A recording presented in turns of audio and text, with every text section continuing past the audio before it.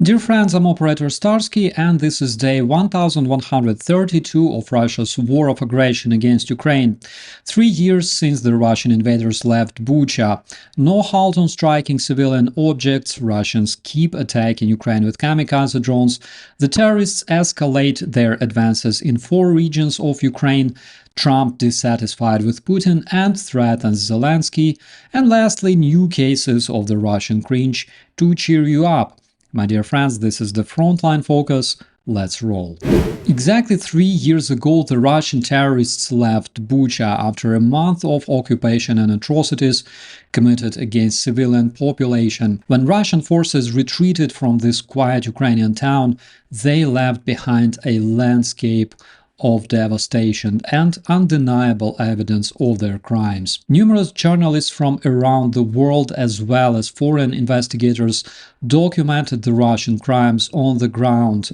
Mass graves full of civilian bodies, citizens shot and scattered on the streets, piles of corpses that Russians tried to burn in order to dispose of the evidence of their crimes. All this showed in detail what the terrorist Russian world looks like in reality. 3 years later, the life thrives in Bucha, but the memory of the Russian atrocities will never be wiped out, because remembering means holding the guilty accountable. It means ensuring the Bucha is not just a tragedy of the past, but a warning for the future. Overnight, Russia launched an attack on Ukraine using 131 drones. Air defense forces shot down 57, while 45 were lost from radar without causing negative consequences. The attack affected Sumy, Donetsk, Kharkiv, Kyiv, and Zhytomyr regions. In particular, Russian forces targeted industrial facilities in Kharkiv with at least 6 explosions reported in the city.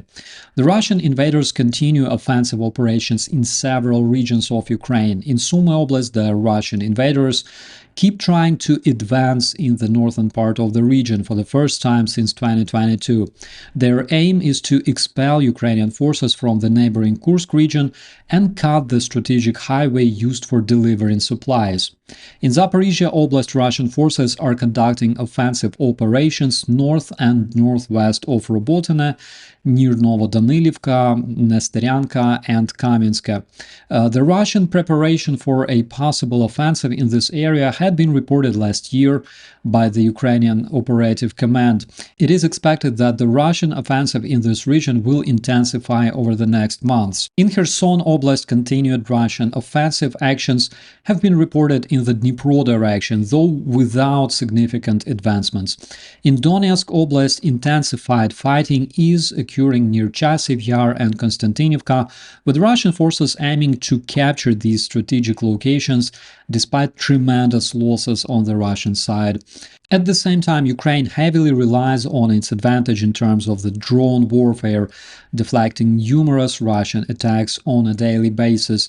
For example, this is a photo sent by one of the Ukrainian soldiers on the ground, showing the area littered with fiber optic wires used to control the drones. The Russians keep providing our all-seeing forces with more and more footage of their vehicles destroyed by the Ukrainian drones and artillery, proving the advantage of Ukrainian drones over the Russian invaders. The US President Donald Trump has expressed frustration with Russian dictator Vladimir Putin's recent remarks, questioning Ukrainian President Volodymyr Zelensky's legitimacy. In response, President Trump indicated a willingness to impose additional sanctions targeting Russian oil and to introduce secondary sanctions if progress towards a general ceasefire, including land warfare, is not achieved in the nearest future. President Trump suggested that these measures could be implemented within the next month if a ceasefire agreement is not reached. What are the secondary sanctions, my friends? Secondary sanctions don't target Russia directly, but instead hit those who continue doing business with Russia despite restrictions. These could include electronic suppliers bypassing sanctions, or companies servicing tankers in Russia's shadow fleet.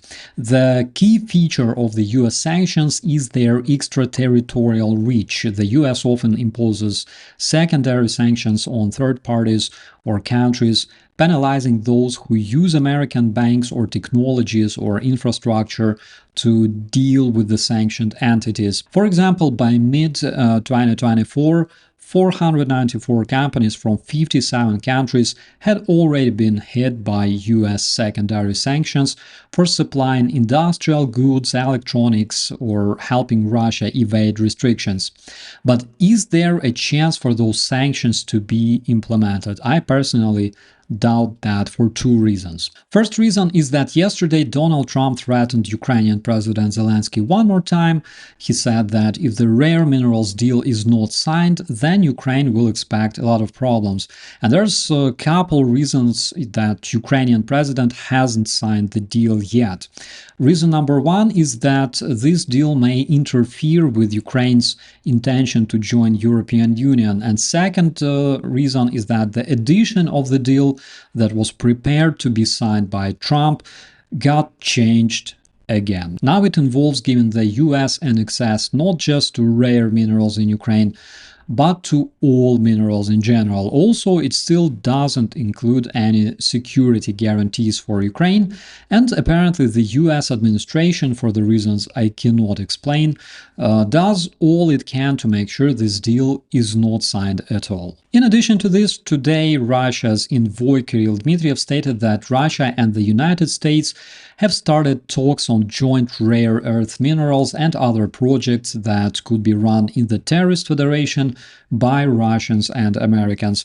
The internationally wanted war criminal Putin in February this year suggested that the United States might be interested in joint exploration for rare earth metals deposits in Russia, and already today Kirill Dmitriev, Kremlin's special envoy on international economic and investment cooperation, told the Russian media that talks had already begun. So what is the best and most beneficial solution for the US, and should Donald Trump align with Kremlin or with Ukraine based on the national interests of the US? What the US national interests definitely don't include is Russia becoming richer, mightier, and more powerful. Also, the US national interests definitely don't include Russia going away unpunished for its crimes in Ukraine, giving a brilliant example to other dictators. Also, the US national interests don't include smaller states realizing that the Western superpowers will fail to protect them in case Russia or anybody else attacks, and building their own nuclear arsenals around the world. My personal view is that from the standpoint of national interests, security and business, the US administration should definitely align with Ukraine, because this will benefit both countries tenfold comparing to aligning with Russia. The explanation is really simple. By placing sanctions on Russia, also investing in the American defense sector and helping Ukraine defend itself, the US administration has a chance to break the spine of the Russian war industry and force the Russian invaders to negotiate.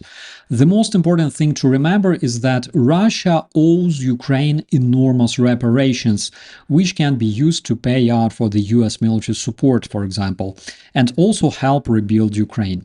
Now, obtaining Russian oil and gas industry as a matter of paying reparations is the absolute best way to cover all the US expenses, because Russia is an extraordinary source of income that can provide to the whole humankind. A nation that takes control over the Russian resource excavation will literally rule planet Earth. It's an extremely beneficial business, and also another brick in the wall of the international security. In the meantime, in my personal opinion, the current administration still has no developed strategy, and I really wished Donald Trump's advisors spent more time explaining the clear economical benefits of punishing Russian war criminals than, for example, texting in Signal.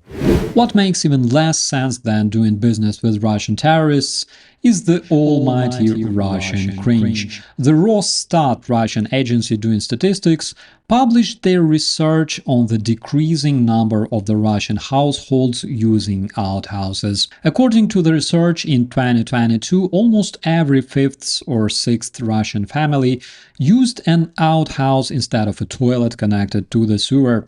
Now this number is roughly 1 in 7 families using a pit instead of a potty. Is it related to the massive number of Ukrainian toilets stolen by the Russian terrorists over the years of the Russian invasion remains unclear, but I think the connection is obvious.